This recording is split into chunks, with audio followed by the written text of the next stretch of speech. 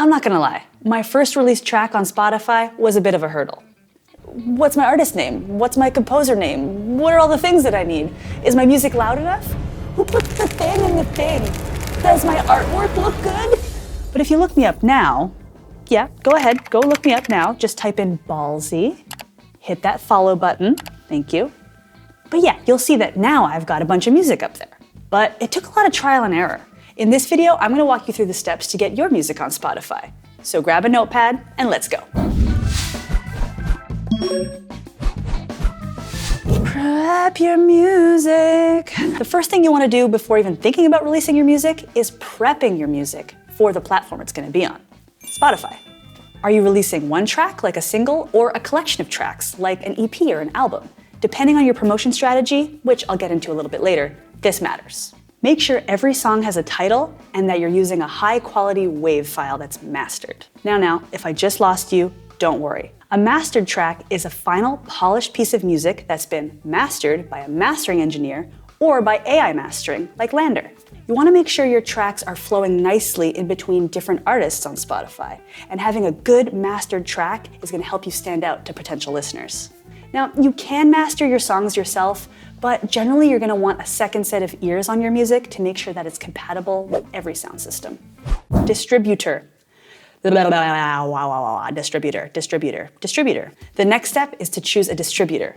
A distributor is the link between the artist and the digital service provider, or DSP, like Spotify. This means that you'll be uploading and submitting your music to the distributor, who will then get your music and your artist profile ready for every streaming platform. Now, there are a ton of distributors out there, from DistroKid to CD Baby, Lander. Yeah, Lander.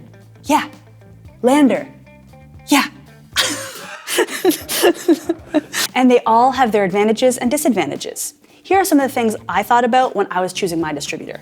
Can they release to all major music and social media platforms? Do they take a commission of your earnings? If you cancel, do your releases get removed? What's their turnaround time on releasing music? Do they have good support?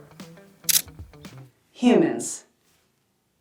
It's a lot to consider, but luckily there are a ton of resources out there to help you compare them all, so you can make the best choice for you and your budget. Check out the description below for those resources. All right, add your artwork. Next up is what catches people's eyes, the artwork. This is often the first impression that listeners will have before they even hear your music. For example, for my latest release, my EP, Bizou, I used this big, bright yellow melting smiley face. That logo was on all of the single releases prior to that EP release. So I kept the branding in line the whole time so people had something recognizable that they could associate with me. And that logo is on a crumpled piece of loose leaf because I wanted it to feel very nostalgic and retro, which is basically the sound of my music. So I was using that artwork to kind of display the soundscape of my sonic world. Oh, did I just make that up? I'm amazing.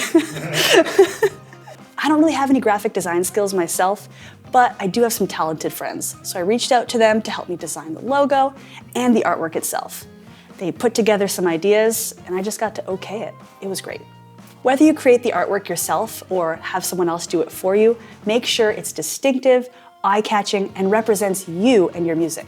Now, if you are doing it yourself, there are a ton of free tools out there to help you get some really high-quality artwork done. Photopea is a great free alternative to Photoshop, and Canva makes designing easy. Voila!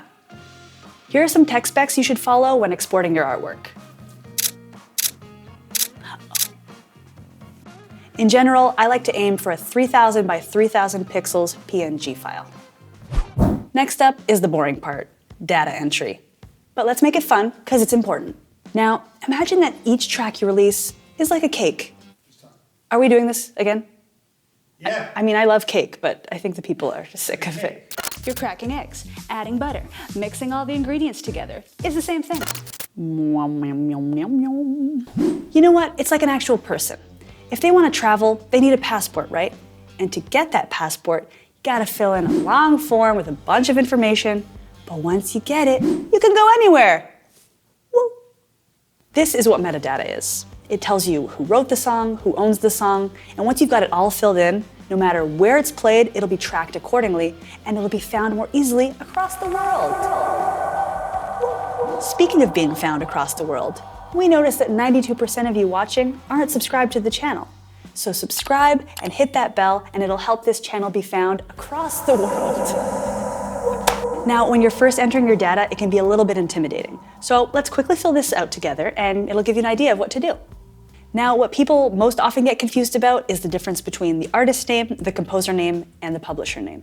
So let's fill that out now. So my artist name is Ballsy. That is not on my birth certificate. My composer name is my name. And if you don't have a publisher, you would just enter your own name again, but I do have a publisher, so I'll enter them here. Now, if you want any more information about this, there's an in-depth video that you can check out here. Now, also during this process, you're gonna have to select your release date.